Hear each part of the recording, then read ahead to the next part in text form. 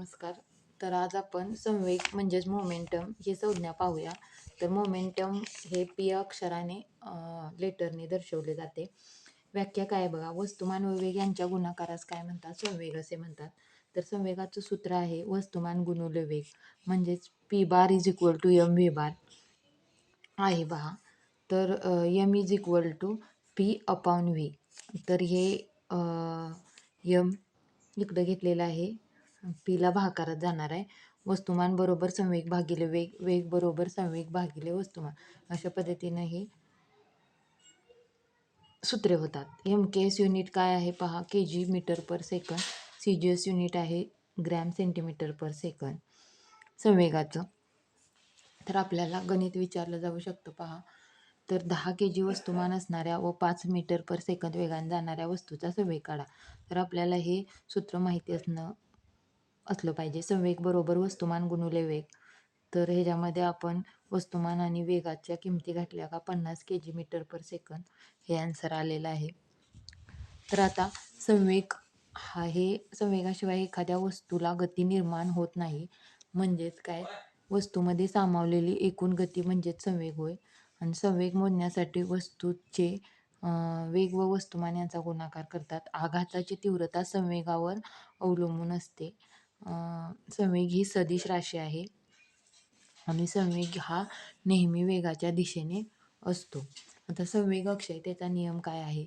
कोणत्याही बाह्य बलाची क्रिया होत नसताना जेव्हा दोन किंवा अधिक वस्तूंमध्ये टक्कर होते, तेव्हा त्या दोन वस्तूंच्या आघातापूर्वीचा एकूण संवेग हा आघातानंतरच्या एकूण संवेगा इतका असतो. म्हणजेच आघातापूर्वीचा एकूण संवेग व आघातानंतरचा एकूण संवेग हा अक्षय राहतो. यालाच आपण काय म्हणतो? संवेग अक्षयतेचा नियम.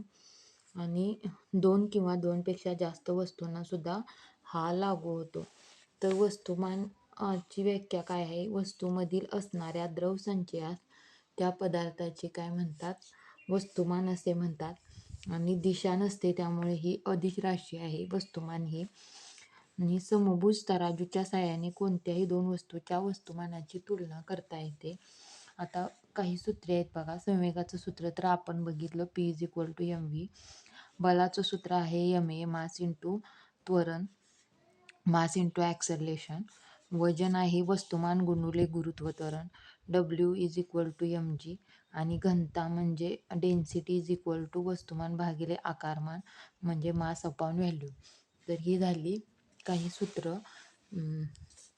Density is equal to mass upon volume लेटरमध्ये लिहिलेलं आहे. तर वस्तुमानचं एकक आहे के जी एम के एसमधलं, सी जी एसमधलं ग्रॅम आहे. तर वस्तुमान कशामध्ये मोजलं जातं? अजून टनमध्ये, क्विंटलमध्ये, मनमध्ये मोजलं जातं. तर एक टनमध्ये 1000 के जी, क्विंटल म्हणजे 100 के जी, एक मन म्हणजे 40 के जी. आणि वस्तुमान कधीही शून्य होऊ शकत नाही व त्याचे मूल्य स्थानानुसार बदलत नाही. वेग, त्वरण, गुरुत्व त्वरण व कार्य शून्य होऊ शकते, मात्र वस्तुमान कधीच शून्य होत नाही पहा.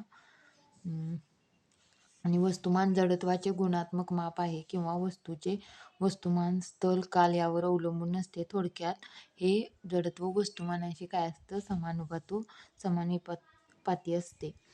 तर एखाद्या वस्तूचे वस्तुमान हे जडत्वाचे निर्देशक असते. म्हणजे एखाद्या वस्तूचे वस्तुमान जेवढे अधिक तेवढे जडत्व अधिक असते. आणि वस्तुमान म्हणजे त्या पदार्थाच्या घनतेचे प्रमाण होय. आणि एखाद्या पदार्थाचे वस्तुमान विश्वात किंवा पृथ्वीवर सर्व ठिकाणी सारखे असते. म्हणजे वस्तुमान हे पृथ्वीवर कधीही बदलत नाही. आणि गुरुत्व त्वरण व वजन मात्र वेगवेगळे असते. गुरुत्व त्वरण हे वस्तूच्या वस्तुमानावर अवलंबून नसते, तर त्या वस्तूचे स्थान किंवा उंचीवर अवलंबून असते. आणि पृथ्वीच्या केंद्रस्थानी वस्तुमान तेच राहते, मात्र गुरुत्व त्वरण आणि वजन शून्य होते.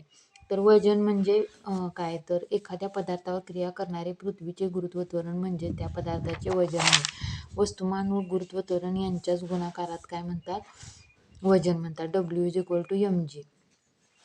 तरीही आपण कॉन्ट्रॅडिक्शन करून ही एक काय करू शकतो? आपण सूत्र तयार करू शकतो. यम बरोबर काय करू शकतो, डब्ल्यू भागिले जी, आणि जी बरोबर सूत्र असेल तर डब्ल्यूला हे यम भागाकारात गेलं. आता जीवार हे वस्तुमान विषुववृत्तावर जीचे मूल्य पहा काय असतं, तर 9.78 मीटर पर सेकंड स्क्वेअर असतं. म्हणजे न्यूटनमध्ये 978 न्यूटन असतं. पृथ्वीवर 9.80 मीटर पर सेकंड स्क्वेअर म्हणजेच 980 न्यूटन, आणि ध्रुवावर जीवारचं मूल्य असतं 9.83 मीटर पर सेकंड स्क्वेअर म्हणजे 983 न्यूटन असतं. आणि एम के एस युनिट न्यूटन आहे. सी जी एस युनिट वेटचं काय आहे, डायन आहे. तर आपण एक लाकडी फळीवर 100 kg वस्तुमानावर गव्हाचे पोते ठेवल्यामुळे त्या पोत्याचे वजन किती होईल, तर पहा W is equal to M G. हे ठेवल्यानंतर आपण काय करायचं आहे, 100 kgचं आहे आणि जीचं मूल्य आहे 9.8 मीटर पर सेकंड स्क्वेअर आहे. तर आपण ते न्यूटनमध्ये केलं, 980 घेतलेलं आहे. तर आपण काय केलेलं आहे, 100 ठेवलेलं आहे आणि आपण आन्सर काढल्यानंतर 980 kg मीटर पर सेकंड स्क्वेअर म्हणजे 980 न्यूटन हे उत्तर आलेलं आहे. थँक्यू.